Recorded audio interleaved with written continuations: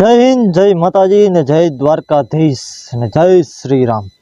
તો પહેલા તો તમે આ વિડીયો જોઈ લ્યો નાનો, પછી આપણે આગળ વાત કરી। એટલે આ વિડીયો જોઈ લ્યો।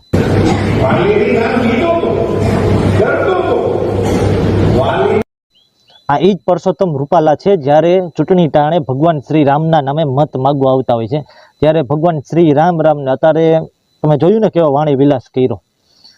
એટલે આ છે આ નેતાઓની આખી હકીકત આ છે કે આ માત્ર ને માત્ર પોતાના રોટલા શેકવા માટે ધર્મનો ઉપયોગ કરતા હોય છે અને હિન્દુ ભાઈઓની આસ્થા સાથે ખેલતા હોય છે, રમતા હોય છે કે ઈ હિન્દુ ધર્મના દેવતા એટલે કે ભગવાન શ્રી રામ એમનું અપમાન તો ક્યારેય સાખી ન લેવાય। અને એનાથી વધારે દુઃખની વાત તો એ છે પણ કોઈ પણ હિન્દુ સંગઠનનો કોઈ આગેવાન આગળ ના આવ્યા।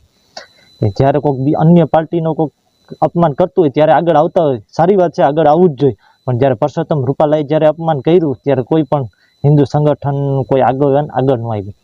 બહુ દુઃખની વાત કહેવાય।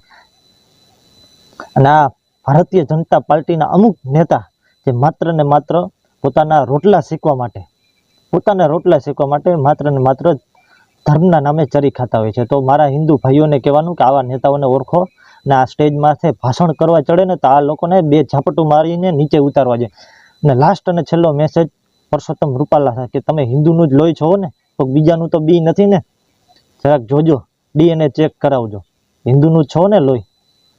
ને કોઈ પણ નેતા અમે ધર્મનું રક્ષણ કરશી ને અમે દેશ માટે આ કર્યું ને ઓલું કર્યું ને, એને ખાલી મારો એક જ સવાલ કાં પછી તમે કરજો એક સવાલ કે તમારા દીકરાને ખાલી મહિનો દી પૂરતા બોર્ડર માથે મોકલો, બંદૂક લઈને બેહાડો મહિનો દી પૂરતા તમારા દીકરાને, પછી જોઈ કેવું કે દેશનું ને ધર્મનું રક્ષણ કરે છે।